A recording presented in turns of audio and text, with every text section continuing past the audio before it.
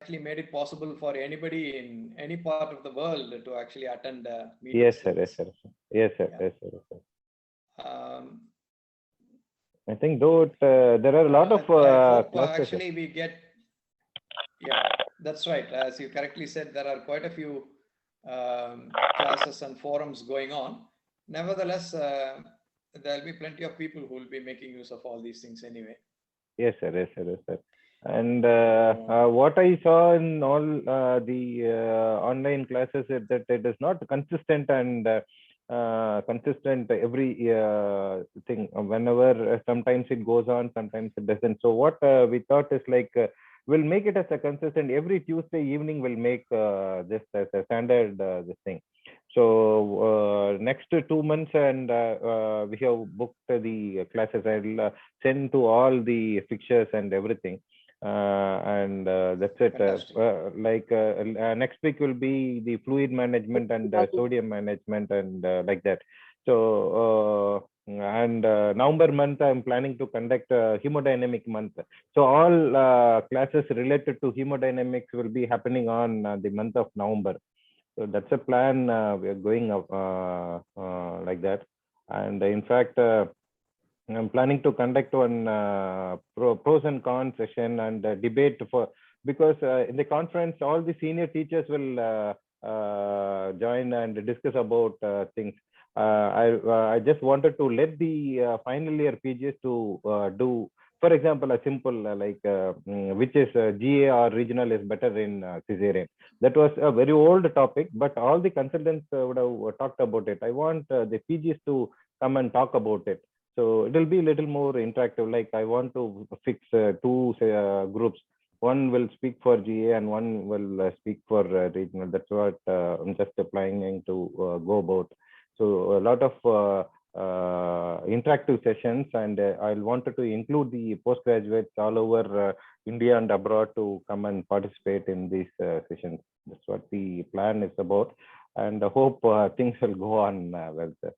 So before it gets late, shall we start, sir?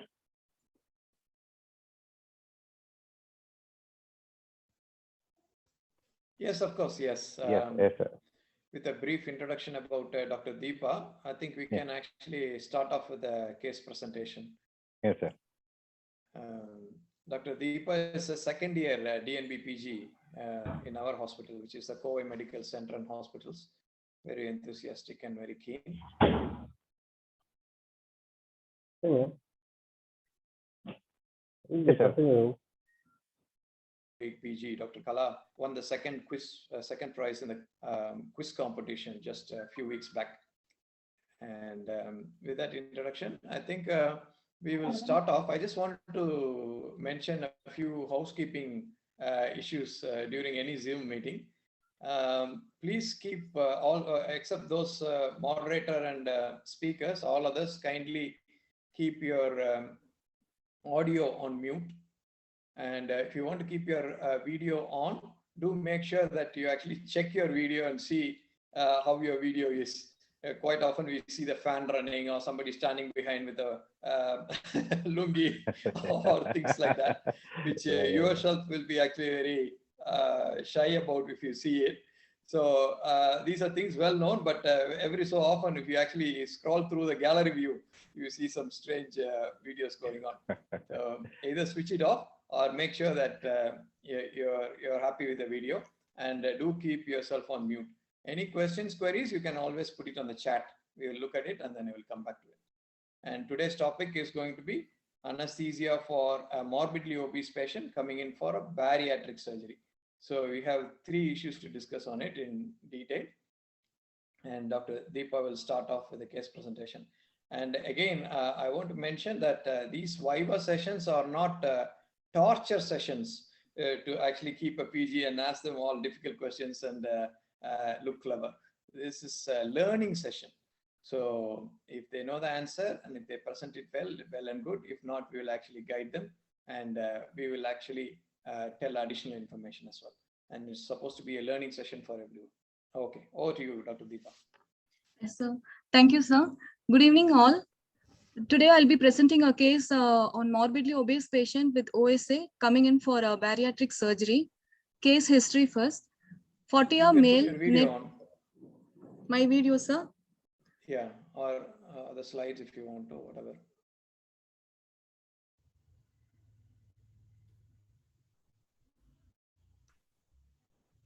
Yes, sir. Yeah, we can see now. We can. Yeah, yes, sir. Case history. A 40-year male, Yeah.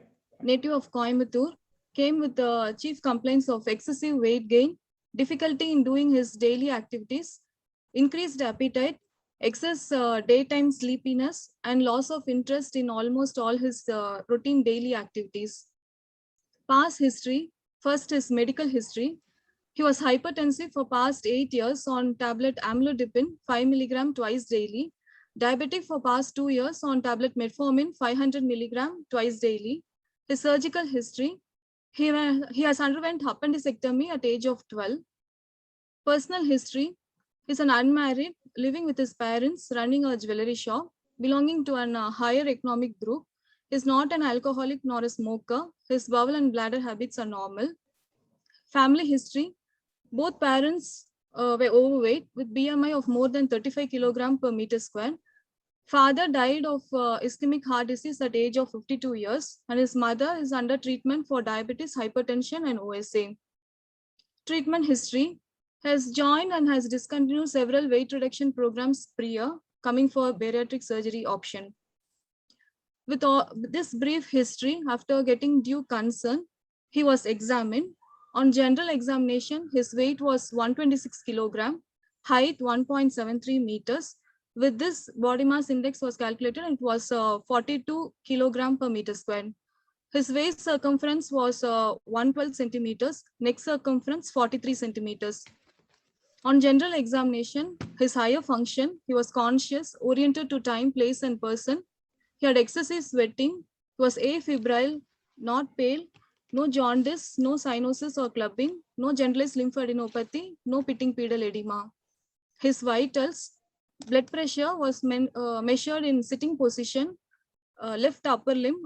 It was measured to be 140 by 90 mm of Hg. Pulse rate, left radial artery in sitting position, it was 86 beats per minute, regular in rhythm, normal volume. Saturation was 96% in room air, and temperature was 37.2 degrees centigrade. Systemic examination. On inspection, there was no obvious chest or spine deformity. Gynecomastia was present. S1 cardiovascular system, S1, S2 was heard with no murmur, trill, or any visible pulsations. Respiratory system, normal vesicular breath sounds equally heard on both sides. There were no added adventitious sounds. Abdomen, central obesity was seen, flanks were full, no obvious venous prominences, no hernia, abdomen was soft, there was no organomegaly or fluid trill. Central nervous system, motor power was 5 by 5 in all 4 limbs. Sensory system was intact and gait was waddling. Moving on to investigations. Complete blood count was done. Hemoglobin was 16.2 gram per deciliter. TC-DC were in normal distribution. Total count was 8,400 cubic millimeter.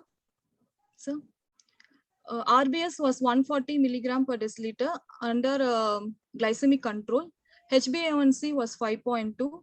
Renal function test, creatinine was 1 milligram with EGFR more than 60 ml per minute. Urea was 50 milligram per deciliter. Liver function test, albumin 3.5 gram per deciliter, SGOT, SGPT were normal. PT 14 seconds and INR was 1, APTT was 28 seconds. Thyroid function tests were within normal limits. Blood grouping was O positive, his serology were turned to be negative. Urine routine specific gravity was 1.015, sugar was 1 plus, pH was 5 and there was no cast and crystal, so tubular functions were normal. ECG was in sinus rhythm, there was a left ventricular hypertrophy. Echocardiogram showed normal left ventricular systolic function with concentric left ventricular hypertrophy. Ejection fraction was 60%, normal valves, normal IVC, checks X-ray were normal. With all these investigations, investigations are over, sir. Pre-op preparation letter, let me proceed or, sir? So, sir, shall I proceed with the pre-op evaluation, sir? Yeah, you proceed, then we'll continue. Yeah, okay, sir. Pre-op preparation. Patient was kept in midnight starvation. He was advised incentive spirometry. Overnight CPAP, which he was on previously, was continued. Below knee TEDS was advised. Pneumatic compression stocking was given. DVT prophylaxis were initiated as indicated by surgeon. Informed and written consent was obtained for surgery. Pre-medications, tablet pantoprazole 40 milligram, tablet metoclopramide 10 milligram, and tablet alprazolam 0.5 milligram was given 9 p.m. the day before surgery and 2 hours before surgery. Intra-op preparation, the plan for surgery was GA with endotracheal intubation. Theater was prepared and patient was shifted into the operating room with all the tables and machines were checked prior. Staffs were kept ready. Patient was shifted to the couch. He was pre-oxygenated using mask ventilation with 6 liters of O2 and 10 centimeters of pressure. Induction was done with fentanyl, propofol, and succinylcholine. Maintenance was with desflurane, oxygen, air, and atracurium. The analgesics that were given were paracetamol, fentanyl, and morphine. After the surgery was proceeded, Can it was just stop you there for a second? Yeah. Yes, sir. Yeah. Before we actually proceed on to the finer bits about anesthetic, Yes, let's sir. have a discussion about the case medical details. Yeah. Okay. Tell me, what is obesity? Obesity is excess fat defined by body mass index. Body mass index more than 30 is obese.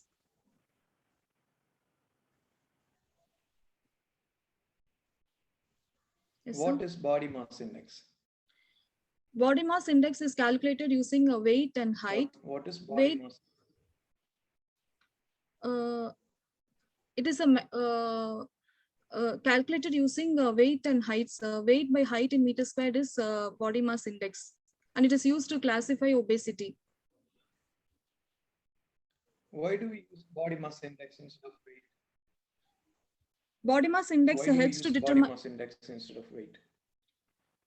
Body mass index helps us to assess about the fat amount of the body.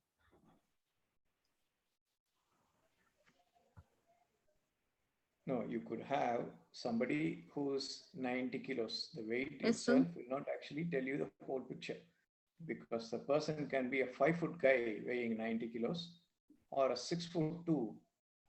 The height of the person is taken into consideration.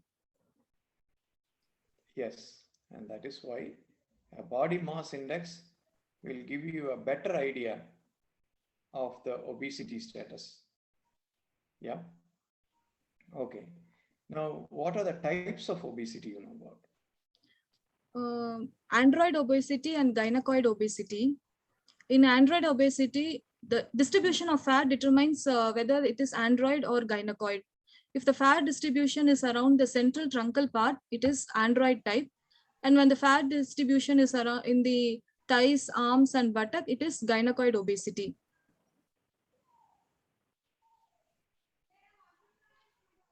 So only men get android obesity?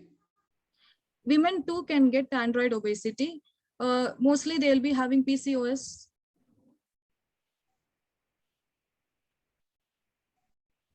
Yes, android obesity is more common in men. Doesn't mean that women cannot have android obesity. So as you correctly said, it's more to do with the fat distribution, which is more central. And what about the visceral fat? Which type of obesity has more visceral fat? The android obesity has more visceral fat. When the android type of obesity, the visceral fat. About that? The android obesity have more visceral fat content, and this will one thing. It is they are secretory and they will be landing up in metabolic syndromes. And second thing, During surgery, the liver mass will be higher. During abdominal fat content will be higher, which will be bothersome during surgical procedures.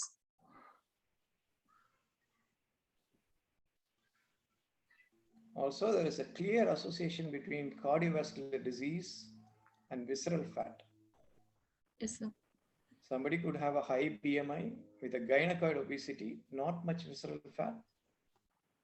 And those sort of patients are not associated with higher incidence of cardiac problems as much as android obesity. Okay. Now, how do you classify? You talked about types. How do you classify based on the BMI, whether the person is underweight, overweight, or obese, or how do you classify? 18.5 to 25 is normal range. So 25 to 30 is overweight. 30 to 35 is obese. 35 to 40 is morbid obese, and more than 40 is morbidly obese. 30 to 40 is obese. So, in which category does your patient come in? Morbidly obese, sir. BMI is more than 40. Okay, obviously, yes, the risk factors are much higher for somebody who is morbidly obese. What are the causes of obesity? We talked about types, we talked about Yes, classification, and what are the causes of obesity? it can be a genetic cause, environmental, socio-economic, gender-based, eating habits. All these can lead to obesity.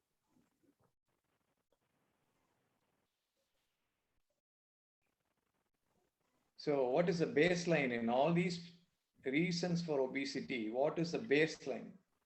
There is energy surplus. The expenditure of energy is less. So there is imbalance between the energy levels, which leads to accumulation of the energy as fat.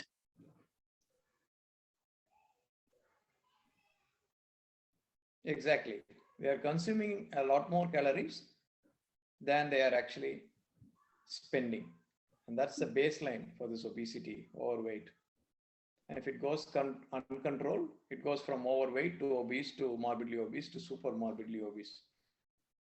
But as you correctly said, there are genetic reasons. You said both the patient's parents are obese. Yes, sir. Yes, sir. Yeah. So there is clearly a genetic predisposition for this patient. Can you name any metabolic reasons for obesity? Insulin syndrome X. Thyroid problems? Hypothyroidism. Familial hypercholesterolemia. Clearly associated with obesity. Familial hypercholesterolemia. And there Cushing's. are situations like Cushing's syndrome. Cushing's. Obesity. But yeah. And we have actually talked about these genetic reasons, environmental reasons, and all other reasons. There are hormonal reasons as well. And there are some complex hormones which are responsible for obesity. Do you know of any, and can you tell us about it? Insulin is involved in obesity, short-term responses. In long-term responses, the fat cells secrete leptins and adiponectins. What happens is, as the fat cell increases, the level of leptin also increases. But in obesity, this leptin causes satiety and decreases energy consumption. But what happens in obesity is there will be leptin insensitivity. So the obese patients continue to eat a lot more. The second hormone involved is ghrelin, which is secreted by the stomach. When the food enters into the stomach and when the stomach wall stretches, ghrelin is released, which causes satiety. The third hormone, when the food enters into the small intestine, neuropeptide Y will be released, which causes satiety. So the concept is, when food is entered into a body, satiety has to be achieved so that balance is maintained. So all these hormones are involved in satiety. Leptins mainly, they are involved in obesity and related complications.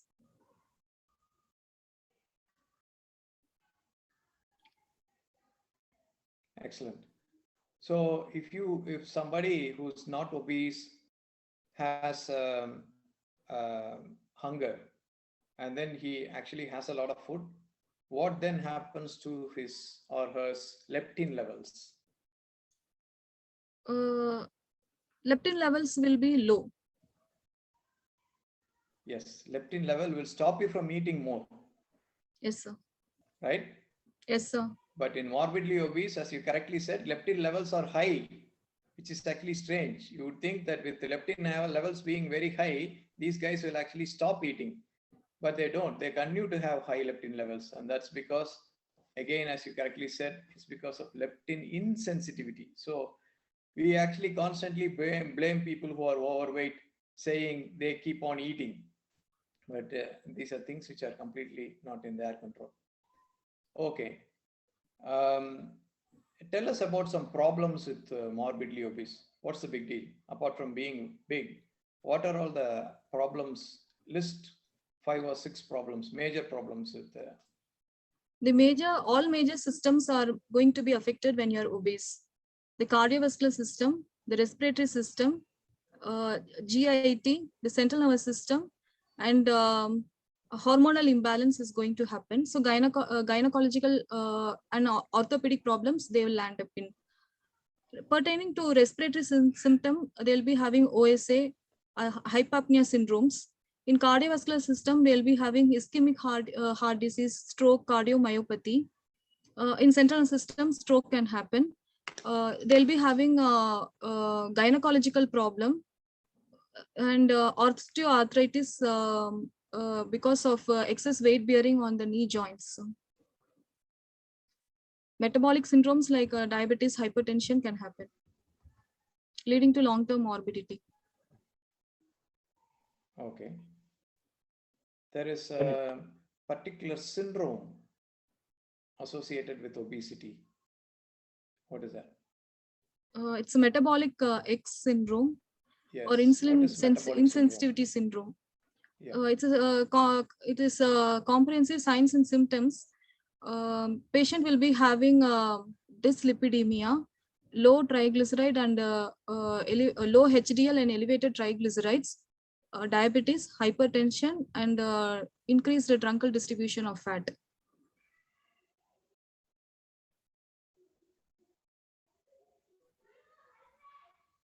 Yeah, you're right.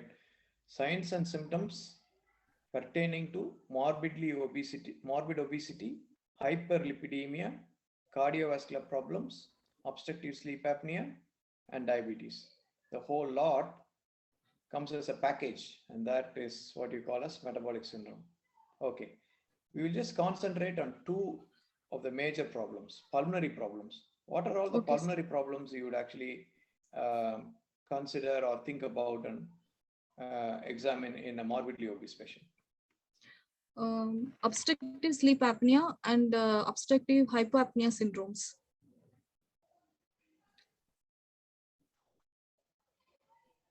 Okay. What else happens physiologically in a morbidly obese patient? We'll deal with obstructive sleep apnea separate. I'm going to actually deal with this viva in 3 parts. One is about morbid obesity, and the second part is obstructive sleep apnea, pathophysiology, treatment, and dealing with it. And the third part is the bariatric surgery. Okay, so we are on the first part still, obesity. But tell me about the pulmonary problems with morbid obesity. In obesity, there is excess fat. The fat is going to deposit in the neck, around the chest, in abdomen. So when the fat deposits around the neck, they'll be having reduced compliance of the neck structures. Chest, the compliance will be reduced. So there is reduction in pulmonary compliance.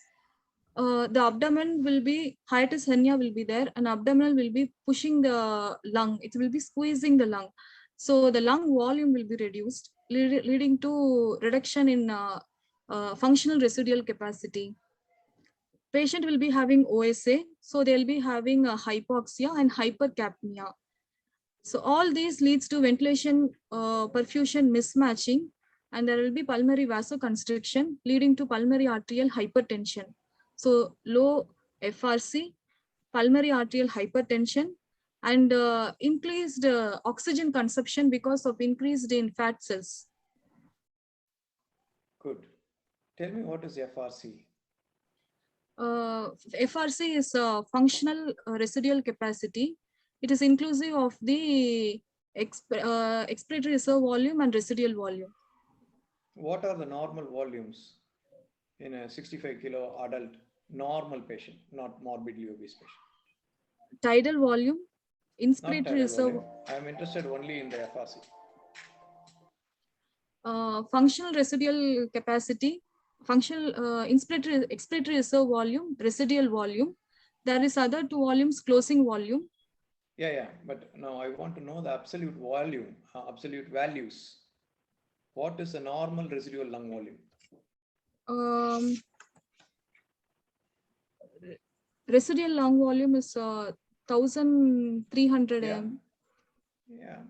1,300 liters, ml. 1.5 liters. Okay. And so the FRC, how much is the FRC normally? FRC is expiratory reserve volume with residual volume around 2.3. 2.5 liters, around 2.5 liters in a normal patient. Okay. And as you Yes, correctly said, in the morbidly obese, the abdominal contents actually push the diaphragm up, squeeze the lung, and reduce FRC considerably. Why are we worried about FRC being reduced during anesthesia? When FRC reduces. What if the FRC is reduced? So, what is? What if the FRC is reduced? Why we are concerned about FRC? When FRC reduces, when this patient is induced, they will be going for rapid desaturation. Why is that? The oxygen content of the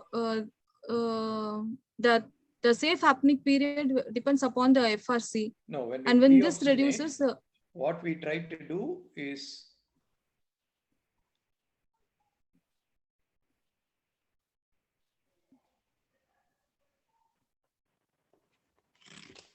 yes, sir. Sir, we could not hear you, sir.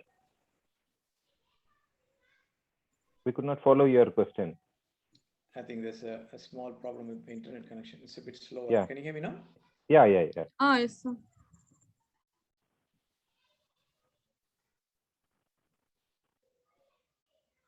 Yeah, Deepa, can you hear? Yes, sir.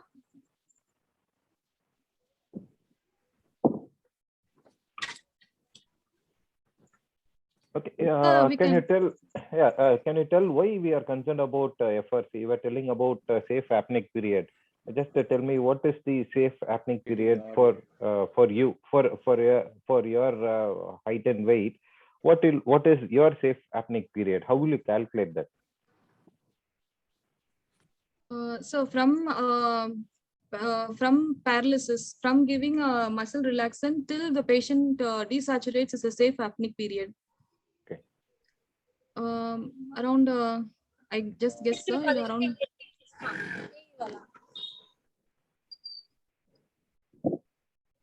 Yeah, tell me. If the patient is well pre-oxygenated for 3 minutes with 6 liters of O2, you can get about 10 minutes as safe apneic period. It varies depending upon the individuals. Okay. How do you say it? 10 minutes exactly. Is it there is something formula to calculate safe apneic period for each patient? 10 minutes is not same for a patient of maybe 20 kgs and a patient of 10 kgs, and a smoker, non-smoker, obese patient, everything. So there is a difference between each. So how do you calculate? There is one formula to calculate safe apneic period in room air, safe. That is why we pre-oxygenate with 100% of oxygen, isn't it? That is a calculation. Yeah. So just tell me, what are the factors involved in calculating, if not the exact formula? I'm not sure of the answer, sir. Yeah. So it is the fraction of oxygen, whether it is room air 0.21% or 100% oxygen or 50% oxygen, then the volume of the functional residual capacity, then the hemoglobin and everything. With that, we calculate what is the safe apneic period. There is a formula in all the standard textbook, including Morgan. You can go through and you can calculate. You try calculating for you first, then you know how important it is to about the safe apneic period and the pre-oxygenation.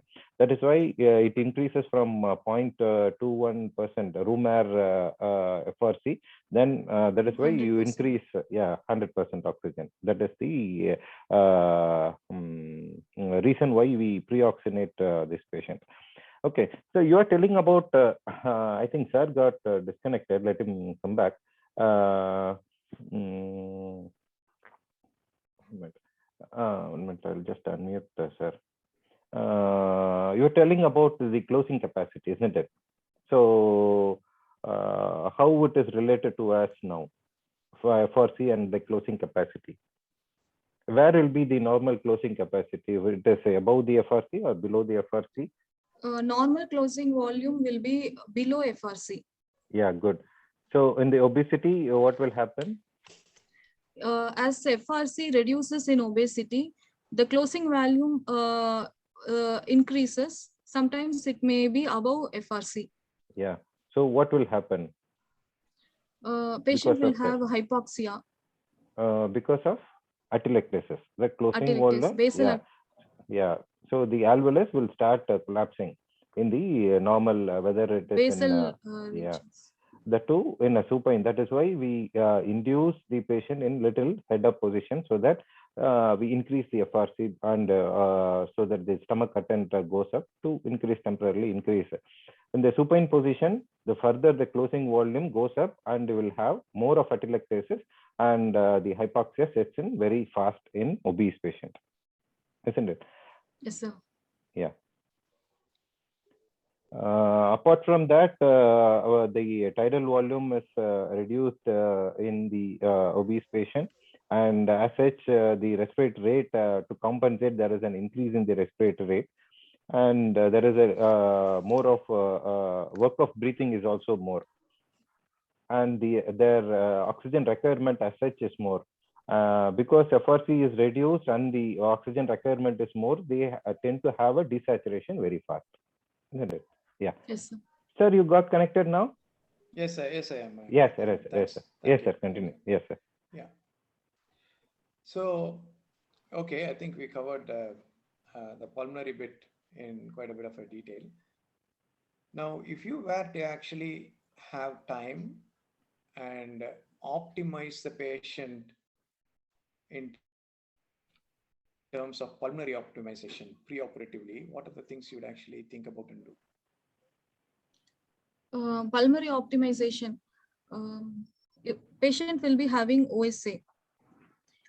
So they during surgery they can't tolerate supine position. So that and all has to be evaluated prior, whether they can lie in supine, what is their oxygen level in room air. If they are on CPAP, they have to continue it prior at least a month before coming for surgeries. Okay.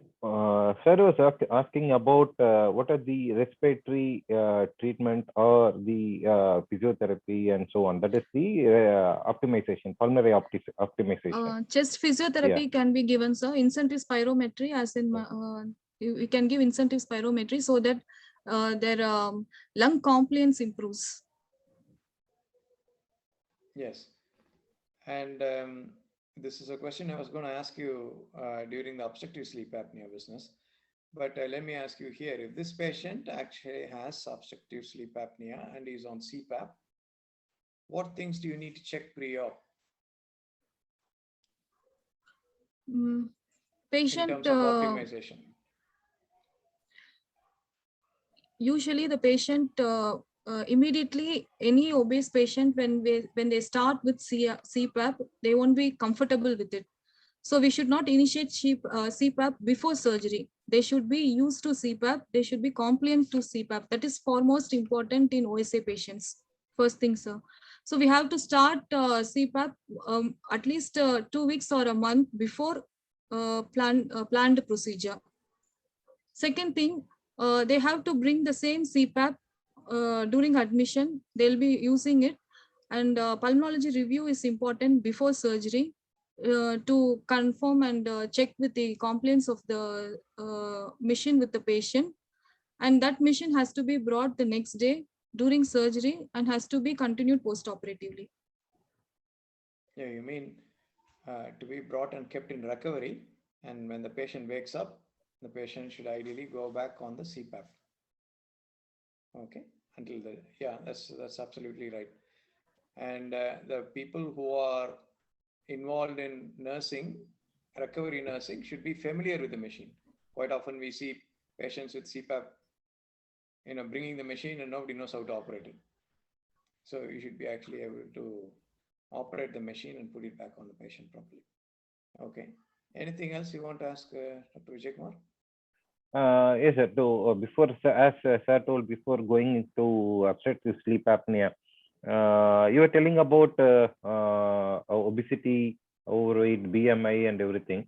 To include that by the classification of CDC about BMI, you were telling 18.5 to 25 is healthy, and 25 to 30 is overweight. And the obesity Yes, has been classified into class 1, class 2, and class 3. Okay. Class 1 is 30 to 35. Class 2 is 35 to 40, and more than 40 is morbidly obese. More than 40 is morbidly obese, and more than 50 is super obesity. Super obese. Yeah. So what is total body weight? The gross body weight, that is inclusive of muscle mass, fat, water, everything. Bone weight is total body weight. So. So total body weight is the actual how much is the patient actually weighs, and what is the ideal body weight? The fat weight is minus from the total body weight is ideal body weight. Yeah, the ideal body weight is a patient. Ideal body weight is calculated for the height and age or sex of the patient. Ideal body weight is for height and sex of the patient. Age, gender, and height. Okay. What is a lean body weight? Because lean there are body so weight many is, yes, I got confused. Yeah. I know. Lean body weight is that total body weight minus fat is lean body weight. Yeah. So the adjusted body weight is?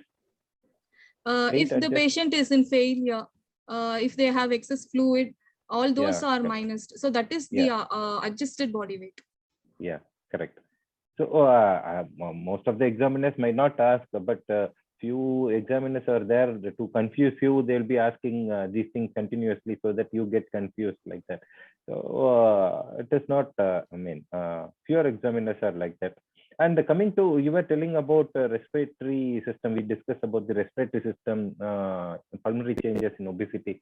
Can we tell about the cardiovascular changes? You were telling only few things. Tell about in detail cardiovascular. Obesity patient will be having hypertension, hypercholesterolemia. The body fat content is high, so their blood volume will increase. Yeah, good. So cardiac output will increase, which has strain on the left ventricle. So left ventricular hypertrophy will be there, leading to left ventricular strain pattern and failure. Yeah, good. Hypoxia is there from the respiratory side. So when there is hypoxia, hypercapnia, the right ventricle is going to be affected. Right ventricular hypertrophy, right ventricular failure. So there will be dual failure, bichamber failure in obesity if uncontrolled for a long time. Yeah. So, and to add on that, the obesity patient are more prone for coronary artery disease, and they have arrhythmias, more common arrhythmias, and most common is atrial fibrillation. And there is one entity called obesity cardiomyopathy. Yeah. So these are the changes, and there is a term called obesity paradox. Have you know about it? No So idea. usually these obese or morbidly obese patients have elevated risk of cardiovascular morbidity and mortality than individuals with a normal BMI. Okay, so that is a normal. However, these obese or morbidly obese individuals with congestive cardiac failure they have a better 5-year survival rate compared to the individual who is diagnosed with the failure with a normal BMI. You understand that? So that Yes. is called paradox, obesity paradox. So obesity has an advantage when you have a failure. So that is thing. Other things you told about other systems, and we are concerned more about respiratory, and one more is airway. Airway. So what are the airway changes in obesity? Neck circumference will be more. Good. There will the mouth opening may be restricted because of the fat content. Large tongue. Yeah, good. And short neck. Yeah. The thyromental distance will reduce. Yeah. So because of the large tongue, the pharyngeal area will be less. So to negotiate the tongue, it will be very difficult. Okay. So and because of the fat in the hypopharyngeal area, that will obstruct the airway during the laryngoscopy. Okay. So laryngoscopy view will also be worsened. And because of the fat deposition in below the shoulders, to make the patient supine, and for the access to make the external auditory meatus to the sternal notch will be very difficult, and we need a separate pillow or elevated pillow for that. Okay, we'll discuss once about this once we come to the positioning in the theater. Yes, okay. sir. What was the airway assessment for this patient you were telling? Airway assessment, he had a short neck. Okay. Malambati was 2, sir. Okay, good. Okay. Okay. Other things are okay. Airway only the short neck and neck circumference as well, and Malambati was neck circumference was high and Malambati was 2. So no much difficulty in airway, sir. Okay. So the investigations you did the thyroid function test also, isn't it, for this patient? Yes, sir. Yeah. What was it? It was 3 point something, so it was normal. Okay, normal. Okay. You did the echocardiography for this patient? Echo had a left ventricular hypertrophy. Apart from that, ejection fraction was normal. Chambers were normal. Okay, good. Yeah, good. Okay. Sir, can we continue with other your yes, of course. next part? Yes. Yes, sir. Yes, I think we will go on to the anesthetic. First, a very common question: what are all the anesthetic problems? List major problems you could have with any obese patient coming in for a surgery. Airway. Yes. Difficult airway will be there. Positioning and shifting the patient. You need adequate number of staff. Trained staff who can handle super obese staff nurses who are standing there and trying to actually help you. You need really a good number of big people to shift a 120 kilo patient. Okay, yeah. The OT table should handle the weight of the patient. Yes, appropriate bariatric table. If they have any prior comorbidities, they have to be optimized for it. Optimize it, yeah. Anti-emesis prophylaxis, DVT prophylaxis. Yes, those are associated problems which you need to address. And other practical things, what about IV cannulation? Because of obesity, peripheral lines won't be visible so easily. If the IV access happens to be difficult, you can have ultrasound guided peripheral lines, or you can choose a central line if the peripheral line is not at all possible to be found out. Yes, And that may be an overkill for somebody who's obese coming in for a minor procedure. But for some intermediate or major procedure, you don't have a choice. If you need a decent IV access, you need to actually put in a central venous access, which you can rely upon, not some cannula, which is in possibly out. It's very difficult to tell whether it's tissued or not with the subcutaneous fat. Yeah, quite right. And what about monitoring? Any problems with monitoring? Yes, sir. BP monitoring is very important as their arm circumference is very high, more appropriate cuff should be chosen. What should be the size of the cuff in relative It should terms? be, the length should be more than 80% and width of the cuff should be more than 48% of the arm circumference. Yes, and what is the problem with these obese patients in terms of the cuff? If you choose a smaller cuff, you can overestimate the value. Yeah. Quite often, they are about the average size patient, but the arms are fairly big. So the cuff circumference will not be enough to actually go around. As soon as the cuff starts inflating, the cuff comes off. Okay. And also a lot of these patients actually have an inverted champagne bottle arm. So the top part of the cuff will actually come in contact when inflated, but the lower part is not in contact. So what is your solution? A patient coming in for bariatric surgery, you're going to look after the patient for about 2-3 hours. What are all the solutions? If you have an appropriate cuff, then you can go with non-invasive BP monitoring. If appropriate size of cuff is not available, then you can go for invasive blood pressure monitoring. Yes, you can put in an invasive line, as you correctly said, or you can try other places. You can put it on the leg.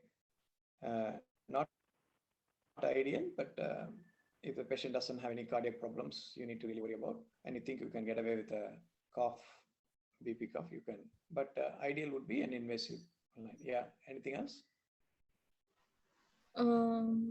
Securing lines, monitoring, routine monitorings, oxygenation, BP monitoring, ECG monitors has to be, temperature monitoring is very important, sir.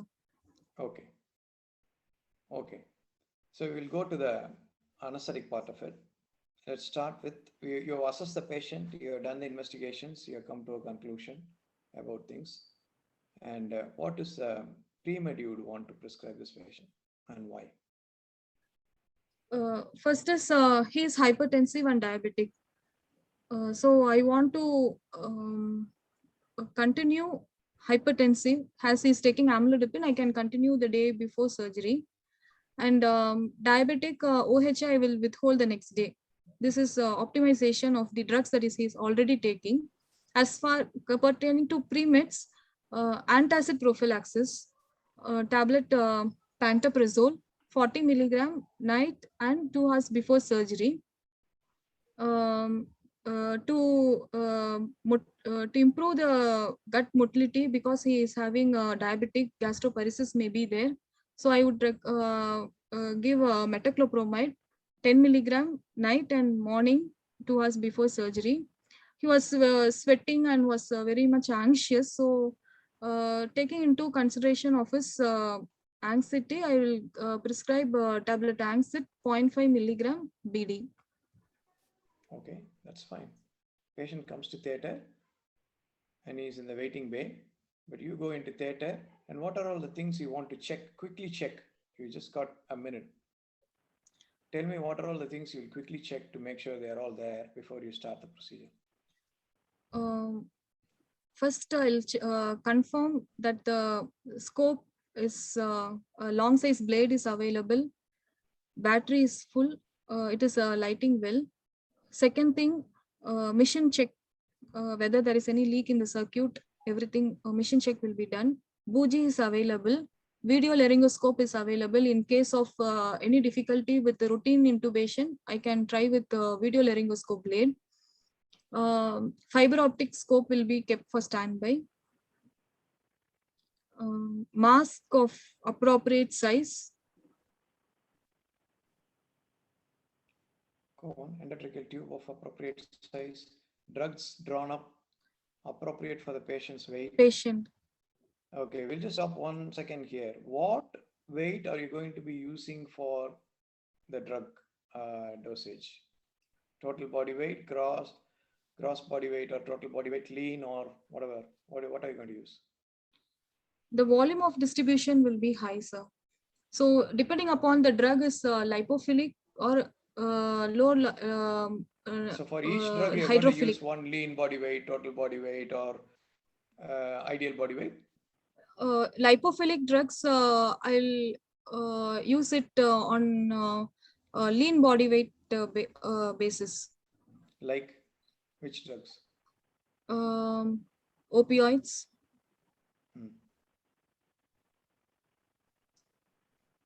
Actually, the current evidence is you can, except for succinylcholine, where you use total body weight, rest of the drugs you can use just lean body weight. Just go by lean body weight, makes it very simple. And you calculate the lean body weight of this patient and keep a mental note of it. And all the dosage you give, use lean body weight, except for succinylcholine. BJ has a review article on this, drug dosages in morbid obesity. And as you correctly said, the lipophilic drugs will have a higher volume of distribution. Kinetics and dynamics are different. But if you want to calculate it for individual drugs, it becomes too complicated actually for practical use. Okay, fine. Drugs drawn up to appropriate. You're not starting off with a 10 ml propofol for 120 kilo patient. And after you give, you realize you don't have enough propofol. So appropriate drugs. So wheel in the patient and you want to position him. How do you want to position him? Ramp up position can be used. Dr. Vijay Kumar was asking about a specific ramping. Yes, tell us about ramping. The external auditory meatus and sternum has to align so that there won't be any difficulty with for intubation. Yes. For that, folded blankets can be kept on. What advantage does ramping have? The oral laryngeal axis align and you won't have any difficulty in viewing the glottis. Okay, it aids your intubation. And second thing, the abdomen will be pushed down. So you can mask ventilation becomes there won't be any problem with mask ventilation. It will help in FRC is not impaired as much when you ramp the patient. Also, there's one other advantage. Chance of regurgitation and aspiration or less. You put a person who's 120 kilos supine, and if a hiatus hernia, you're going to have acid coming up. Okay. Yes, good. So you pre-oxygenated the patient. What sort of intubation, what sort of induction technique have you got? The Malamati was 2, and asleep intubation with induction propofol, fentanyl propofol, and rapid sequence induction we can do so. Okay. You've done a rapid sequence intubation. Define rapid sequence intubation. Without any ventilation. No, definition is not within actually. Exact definition. Okay, closest definition. Within a minute, you can intubate the patient. So. Yeah, not necessarily a minute. The idea is to induce the patient and secure the airway very quickly after pre-oxygenation and giving a predetermined dose of the induction agent and succinate and a relaxant, short-acting relaxant. Okay, so rapid sequence does not mean you can give cisatracurium. Rapid sequence does not mean you actually titrate the induction dose. Okay, it was actually described with thiopentone and succinylcholine, but we use it with propofol and succinylcholine. But a predetermined, this is the key, predetermined dose of propofol and succinylcholine. You just pre-oxygenate the patient, bam, all the drugs go in, and within 45 seconds, you are ready to intubate. Okay, rapidly inducing anesthesia and securing the airway with the predetermined medicines. Yeah, that's rapid sequence. Okay, you intubated the patient. And rest is usual. I'm going to ask you just two questions. What is your choice of inhalation agent for this patient and why? I will choose desflurane. Hmm. It has a low solubility coefficient, so recovery will be No, quicker. what solubility coefficient? Oil gas Blood solubility. gas Blood gas solubility. What is the blood gas solubility of desflurane? 0.42. 4.2. As compared to nitrous oxide, what is it? Nitrous has a very high blood gas solubility. Mhm. Very. Um, Nitrous actually Desflurane has very, a low blood gas solubility. it's about the same as nitrous oxide. Nitrous oxide. 0.42 and 47. It's not much. So that how low blood gas soluble desflurane is. Okay, it's low blood gas solubility means what? What is the advantage? Induction and recovery will be quicker. Induction, you already induced the patient. Induced with the drug. Yeah, and it's So typically recovery will induce the be patient faster. with- yes, in a morbidly obese patient, these induction agents, inhalation agents are lipophilic. Patient will get soaked with inhalation agent, and at the end you take a longer time to wake the patient up. So that's fluorine. Okay. And the second question is about ventilator setting. Tell me about ventilator setting. Oxygen hypoxia, patient shouldn't go for hypoxia. Carbon dioxide level has to be maintained. There should not be barotrauma. The tidal volume set should be to the lean body weight. It's around 6 to 8 ml per kilogram, and choosing a pressure control volume guaranteed mode. What about That PEEP? Do you keep PEEP? yes, sir. Positive, as they're all, he is already on CPAP. PEEP can be kept to maintain, to keep the alveoli open, to prevent basal atelectasis. Yeah, it's a very important part of ventilation. You need to keep PEEP to prevent atelectasis and also open up the small alveoli. Remember about closing volume, closing capacity, and all that business. Okay. There's one other final question about anesthetic management. What is your pain management plan? Multimodal techniques. For bariatric surgery. It is a laparoscopic procedure, so the pain is not very major concern. We can very well maintain analgesia with routine paracetamol, titrated doses of fentanyl, morphine, and small titrated doses during initial part of procedures. Earlier we can give. Post-op and during closure, the wound infiltration with the local anesthetics will help to relieve of the infiltration pain, skin incision pain. Excellent. What is the worry about opiates? Why are you worried about giving morphine? The respiratory drive will be suppressed. Patient may go in for respiratory depression, and apnea can happen if they are not titrated. These patients, they are very sensitive to particularly very sensitive to opiates. Time and again, several case reports of 120 kilo patient not breathing after like 4 milligrams of morphine or 5 milligrams of morphine. So it titrated us. Okay. Anything else you want to ask, Dr. Vijay Kumar? Yes, sir. You were telling about OSA, no? So yes, what sir. is the difference? How do you define obstructive sleep apnea?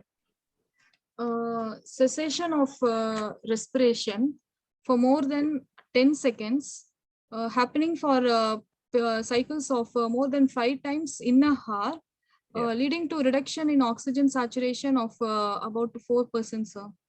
Yeah. So apnea is different from hypopnea. Yes, sir. What the reduction of saturation, what you're telling about is hypopnea. So apnea is cessation of airflow. That is apnea. Cessation of airflow lasting for more than 10 seconds. What you told is correct. It's 5 episodes per hour. Okay. So what is the gold standard to diagnose a patient who has OSA? Sleep polysomnography. Yeah, polysomnography. That is one. All other there are a lot of questionnaires has been described in the textbook. All are good in this thing, but it is a gold standard is polysomnography, like the Stab Bank questionnaire, Berlin questionnaire, NOSAS, and there are multiple questionnaires. But all are not gold standard. Only this thing is a gold standard. Then, what is obesity hypoventilation syndrome? Yeah. It is a combination of obesity, excessive sleepiness, and chronic hypoventilation leading to hypertension. Sir. Yeah, good. Any syndrome named there? Obesity hyperventilation Pickwickian. Obesity hypoventilation OH. Yeah, that is that is a Pickwickian syndrome. Pickwickian syndrome. Yeah. So you were telling about the anesthetic implications. I was asking, it is better to segregate into preoperative consideration, anesthetic consideration, and intraoperative, that is during induction, intraoperative, and postoperative. So you will not miss anything when you segregate these topics. Like preoperative, there are airway will be airway assessment. Then because of that, you will change your plan of anesthesia. Then you will consider the operating table. The standard operating table is not going to fit for obesity or super obesity. There is a obesity table, which what you are told is correct, that you have to fit the weight of the patient. Okay, then you have to select the appropriate BB cuff you are telling about. And all these patients has to be considered as full stomach. All this obesity patient has to be considered as full stomach. And during induction, there will be difficulty in mask ventilation, and dosing has to be calculated. What sir was telling, the recent guideline, you have to calculate about the lean body weight, and you will have difficulty in intubation, and you have to expect the shorter apnea time, and the patient might desaturate very fast. And so you have to get ready all the difficult airway cart ready. And if these patients are posted for regional anesthesia, then the topic is different, and you need a longer spinal or epidural needle, and it will be difficult to find the regional space, subarachnoid space, and the space identification as such will be difficult. And intraoperatively, it will be difficult. These cases are a little shorter, and these obese patients coming for other surgeries, then it will be difficult to titrate the fluid replacements and the fluid balance, because they tend to go hypothermia very fast, and fluid loss will be more when there is an intra-abdominal, open intra-abdominal surgeries. Then so the fluid replacement has to be very particularly managed in these patients. And post-operatively, it will be very difficult extubation. When there is a difficult intubation, naturally there will be a difficulty in extubation in these patients. And post-operatively, they might go in for hypercapnia. And you were telling about DVT prophylaxis. And you usually give DVT prophylaxis for all these patients, or because of laparoscopy, they might mobilize faster. But other patients have to consider DVT prophylaxis. And the stackings, I think sir was telling about the stacking. Any other routine monitoring, any other monitoring like BIS monitoring will be useful for these patients when these patients are posted for a little longer duration of surgeries. And during induction, we may tend to have a little reverse Trendelenburg position during induction and oxygenation. What else? And if it is difficult intubation, we have to keep fiber optic intubation ready away, and polio handle or long handle has to be kept ready. So what else, sir? Yes, we can actually ask a few questions about obstructive sleep apnea. Tell us about obstructive sleep apnea. Describe what obstructive sleep apnea is very briefly. Cessation of respiration. In obstructive sleep apnea, when the patient goes in for sleep, the tone of the pharyngeal muscles will be lost, and there will be collapse of the supraglottic structures leading to obstruction to the ventilation. So despite the respiratory effort, because of obstruction, the patient won't be able to breathe, leading to hypoxia. This will wake up the patient, and again he'll go into sleep. Again, the cycle repeats. So when it is more than 5 per hour, it is a definitive indicator of OSA. Yeah, it's called AHI, apnea hypopnea index, number of apneas and hypopneas per hour. As you said, if it's more than 5, it's significant, and 5 is mild. What do you think the AHI will be for a patient who has got severe obstructive sleep apnea weighing 120 kilos? Ratio, sir? Yeah, roughly. It'll be something like class 3. 100. It can be divided into 3 classes. When it is more than 30 events, it will be very severe. Yeah. 15 to 30. Now, what I'm trying to say is these guys actually have quite often AHI of 60 to 100, which means once every minute this person during sleep either stops breathing or doesn't breathe properly. Once every minute. And that's how frequently they wake up as well. Every time they go off to sleep, they obstruct, they desaturate, they wake up, have a breath, and then go to sleep. As once every minute, imagine through the night they wake up. And no wonder during the daytime they are Sleepy. Because of sleep fragmentation. Correct. And they tend to fall asleep at every excuse. They can fall asleep even during a signal. While parking the car for a signal, they can fall asleep. They are associated with higher car accidents. Okay. So what is the implication of the obstructive sleep apnea, apart from all the things which it produces, the metabolic syndrome? These obstructive sleep apnea patients will develop hypertension, and then they will develop diabetes, hyperlipidemia, and then they will get metabolic syndrome and all that. In terms of anesthetic, when you have actually intubated the patient, when ventilated, everything is fine. What happens because of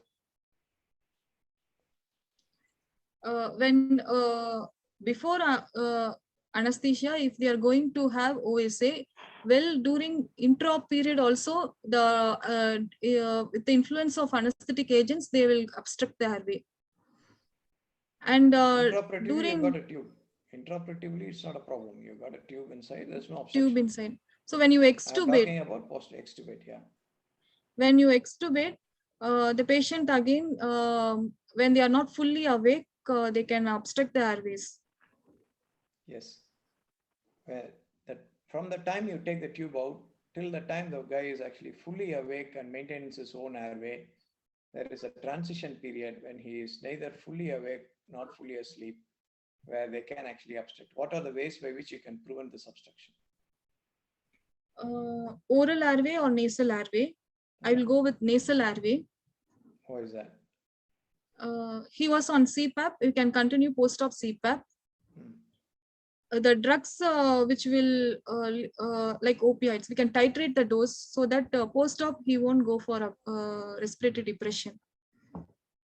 Now, I'll come to that in a second. This oral airway business is a problem because they wake up, have the gag reflex, and they'll take the airway out, and then they will do exactly what they do during sleep. They'll go off to sleep and obstruct.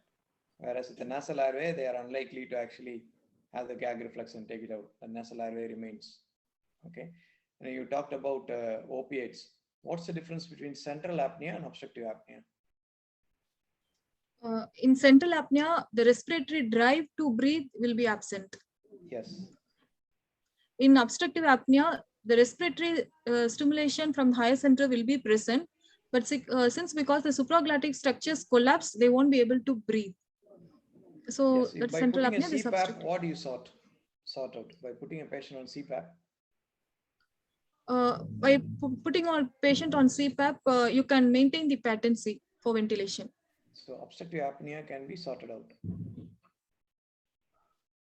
Not a central apnea. So you can have some, and you're wondering what is the problem with the CPAP machine, but the problem is the guy actually has central apnea. A lot of It patients won't. actually have no central line. Okay. I think we have had pretty lengthy discussion on this. We'll come to the final bit. Bariatric surgery. Tell us, what is bariatric surgery? Weight reduction surgeries are bariatric surgeries. Okay, bariatric surgery is a procedure which is done with the intention of making the patient lose weight. Okay, what are the three most common procedures which are done? There are several procedures which are done. Three most common procedures which are done. Restrictive procedures, malabsorptive procedures, and a combination No, I of want only the restrictive. three common procedures which are done. Ileojejunostomy, sleeve gastrectomy, Roux and Y. Okay, there's something called the banding. Banding. Yeah. There are several procedures practiced throughout the world for various reasons. The most common ones are the banding, the sleeve gastrectomy, and the bypass. Okay. Tell me about the sleeve gastrectomy. In sleeve gastrectomy, first a Ryle's tube will be inserted, and what is sleeve gastrectomy? Limiting the size of the stomach. So the volume of the stomach will be reduced to 25 to 30 ml. A sleeve of the stomach will be stapled, so the volume will be reduced. Yes. Leaving only a small sleeve, the rest of the stomach is actually taken away. So when the patients recover, they start eating, they start feeling full very quickly, because it's only a small amount which is actually left. And with the bypass? Bypass, the upper part of the stomach, small volume will be left, and that will be connected to the intestine. So major part of the stomach will be bypassed, so the volume of the stomach will be reduced. Okay. Which is more complex to do? How long does a sleeve take normally, and how long? Obviously it varies with the surgeon and the expertise and everything. On average, how long does a sleeve gastrectomy take to do, and how long does it? 90 to 150 minutes. So yeah, about a couple of hours sleeve gastrectomy by a reasonably experienced surgeon. How about a bypass, gastric bypass surgery? a little longer than sleeve gastrectomy. It takes about 4 hours. Okay. And what sort of weight do these patients lose? Say in 3 months' time, what sort of weight they lose? How much are they? 5 kilos? The nutrition will be planned according to 60 to 70% weight loss in a period of 2 years. So how much do you expect this person to lose? 120 kilos patient. He'll come to around 78 to his lean body mass. Yes, they lose on average about 30 kilos. Okay, some may lose more, some may lose less. And So it also depends on 120 the to 7. motivation of the patient. Motivation of the patient. Motivation is important. What happens is after sleeve gastrectomy, they lose the weight, but some of them go back to their eating habits. They will eat high calorie diet. See, it restricts the volume. But if you eat half a kilo of ice cream every day, that calorie will compensate for the volume and they'll put on the weight back. So they should use this as an excuse. These patients who are overweight cannot exercise, so they are depressed and they eat and they put on more weight. So you actually give them a chance not to be able to eat, lose the weight, and that should be incentive for them to go do exercise and maintain the weight. And if they don't do that, they will put on weight. Okay. Very good. Anything else, Dr. Vijay Kumar? Yeah. What are the consideration if this patient requires a CPR suddenly? Considerations. So mortality is around 0.5 to 1% with bariatric surgery, sir. Yeah. Since the chest, he's a huge patient. Maintaining the continuity of the CPR is very difficult. So we should have a trained person to maintain CPR. Yeah. So there are a lot of problems, like the quality of chest compression will be very difficult in these yes. obese patients, and putting a defib paddles also will be difficult in this patient. So particularly when there is a closed surgery in near the chest, it will be very difficult to open and put it up, and there will be difficult if we have not secured the airway. It will be very difficult to secure the airway in the emergency situation, and difficulty in ventilation, also mask ventilation. And if the vascular access is not there, then in the emergency situation, it will be very difficult to get a vascular access. Particularly, even if you do have everything, the chest compression quality will be very poor in this patient, and the success rate of return of spontaneous circulation is very less when the patient needs a CPR. Obese patient needs a CPR. So anything else, sir? No, that's pretty much it actually. Yeah. This That's obesity actually is very very prone nowadays. A lot of patients coming in obese. This thing. Even our hospital is starting to have a separate obesity table combined with all OTs. We'll have an exclusive obesity table. And in India, particularly, there is increasing in the tendency of obesity. There is a calculated this thing projected. There is an 27.4% obese patient will be there in India. That is the projected value. And particularly in pediatric patient also, there is a tendency of increase in obesity. What else? Like in India, there is Madhya Pradesh is more patients are obese.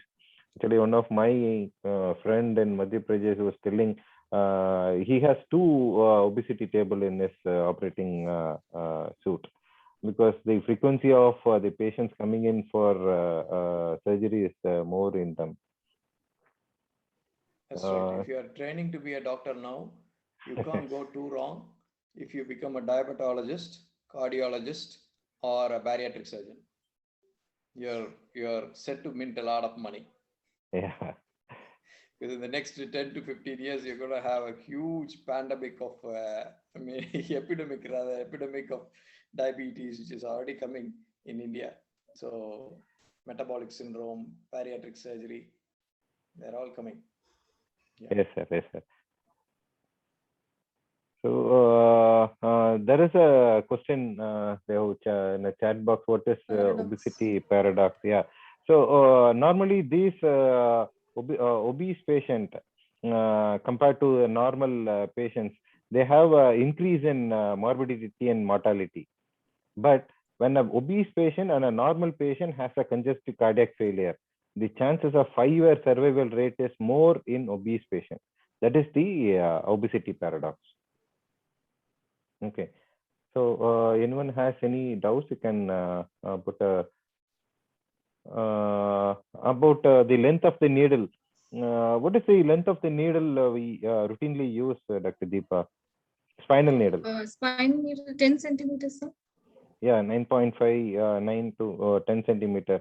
There is a little longer, that is a 3.5 inch needle what we use routinely. There are up to 5 inches are available for these obese patients. And have you ever undergone any patient who could not enter the subarachnoid space with the routine spinal needle? And 3 days back, we had one morbid obese patient coming for lower limb wound debridement, sir. Okay. We tried in all positions. We couldn't successfully enter the subarachnoid space, and we converted into a general anesthesia. Yeah. So that is what the frequency of obesity is more. And luckily, though I was, he was around 120 kg, sir. Yeah. Because normally pregnant patients tend to have a little increase in weight, but these patients who are obese in the middle age coming for cesarean section, that is the most worst part. Normally these pregnancy has a difficulty in airway, and obese pregnant patient, that is increased. Like last time we were discussing, the airway will be difficult in the last term. Every week there will be a change in the Malamity grading. So in the last term, usually it changes a lot. in the last week, we had one cesarean patient, obese patient coming for cesarean section, and they were trying all sorts. And finally, luckily, Dr. Sendil, he got in the paraspinal access. That's the experience, and sir will have a lot of experience on that. Yes, quite a bit, especially in maternity, as you yes, said. sir, yes, sir. They ask for labor epidural. Yes, sir. And it's not really a picnic trying to put an epidural in a patient whose BMI is 42. But one of the tricks of the trade is when we actually sit them off, you can't do it in the lateral. You really don't have a clue where you're going. Yes, because the fatty apron from the top actually comes down and the anatomy is completely deranged. You have to sit them up. Yes, and one of the tricks which I was going to say is when we actually sit them upright and feel the spine ourselves, you have only one way of feeling it. But if the patient themselves, you ask them to actually tell us where the spine is, they feel from the inside and outside, providing their arms are long enough to go around the back and reach the midline. If they can't do that, what we do is actually put some local anesthetic and put a needle right there, and using that as a guide, then you go in. You may need to go 5-6 centimeters before you hit the spine and then redirect the needle. Yeah. So, but it is possible, not always though. And one another trick is once you feel a loss of resistance, you don't know whether you are in the epidural space or paravertebral space. And this is a trick which again it's been published as a study. What you do is use a spinal needle. Even if you're not going to give anything intrathecal, use a spinal needle and put it through the epidural needle. If you get CSF, then you are in the epidural space. You cannot get CSF if you are in the paramedian space. And also, the epidural works much better if you have a hole in the dura. I am not talking about a hole using an epidural needle, hole using a spinal needle. So they took two groups of patients. This is not in a morbid obesity. They took two groups of patients, put a very similar height, weight, and everything, epidural on both groups. But one group actually had a spinal needle put in, taken out. That's it, no drug given. And then the catheter was threaded and same volume was given. Guess what? In the patients who had the hole in the dura, the block was a bit higher and it worked much better. And the theory is some amount of the stuff from the epidural goes into the intrathecal space and produces a better block. So there are two advantages. The labor epidural works better, but what you have to remember is unwittingly, if you give large volume, you can get a high block. So these are small tricks of the trade. In patients who are coming in obese for a labor epidural and like 6 centimeters dilated, first, initially they say, no, I want to try natural birth. I can bear with pain several times. There's no problem. Usually primates, they haven't actually experienced labor pain. And when it comes to 5-6 centimeters, they're in real pain. They said, get me the doc. I need an epidural right now. So when they are moving about and you got a tricky space, it's very easy to do a dural tap. So again, the trick is do a spinal. Give 1 ml of 0.25% bupivacaine. Immediately within a minute, the pain will all go away. It's not enough to actually produce a dense motor block, but enough to keep the patient still. And after 5 minutes, you can put an epidural. You can have a patient who is actually still rather than a mobile target. Yeah, that's my 2 pennies. Yes, sir. There is a question about ultrasound guided subarachnoid block, sir. Yes. You have any? People who are skilled in that can actually do it. They are doing dynamic as well as one-off. People who are doing epidural and spinal using ultrasound, they have a look, mark, and go in that direction. They know the depth and everything. But these days, they are actually doing a dynamic, real-time guidance as well. But you need skill. There's a learning curve with it. If you've got the skill and patience, you can actually do it. And the equipment as well, obviously. There is a question about benzodiazepines as pre-medication, or can we give low dose in obese patients? Benzodiazepines is a double-edged sword. You can actually overdo the sedation. And if you're going to use a long-acting stuff, it'll act into the recovery. That's one of the problems with pre-med, giving long-acting stuff for a short procedure. The pre-med will be working even after you finish the procedure. So give small, short-acting drugs in a smaller doses. This is basically to alleviate the anxiety. Alprazolam will do the job. Yeah. And again, water-soluble drugs rather than fat-soluble drugs. Yes, sir. And these patients, what Dr. Deepa was telling us about Malambati 2, then we know that these patient can be intubated or ventilated. But if you are unaware or you have expect a difficulty in ventilating or intubating, better to avoid sedatives. And there is a recommendation to avoid sedatives in all morbidly obese patients, though they have a easy Malambati 1 or 2. That is what, because once they particularly in the previous night, if you give and the patient go in for sleep apnea and desaturate, will be difficult unless you have a very good monitoring in the ward. Yeah, very true. Very true. Yeah. And about this Malambati is a rough guide. Malambati is never 100%. How many times have we seen Malambati 1, we go inside and you can't see anything. And sometimes the patient is Malambati 4, you go in and it's a grade 1. That is why none of the airway assessment tools are 100%. The best one possible is Wilson score, which is a combination of several airway predictors. But if you have any worry that the patient cannot be intubated, we can go for awake fiber optic. We do quite a bit in our place. So we have consultants who are experts in awake intubation. We can do it in almost the same speed or slightly longer in these patients. We can do awake intubation. Yeah, that's also been published. They say in morbidly obese patients where you are concerned about the airway, do an awake intubation, then send the patient up to sleep. Not a big worry. Yeah. And post-operatively, in an ideal world, these patients should go. I'm talking about a 120 kilo patient with obstructive sleep apnea and on CPAP. That patient should go to HDU or ICU.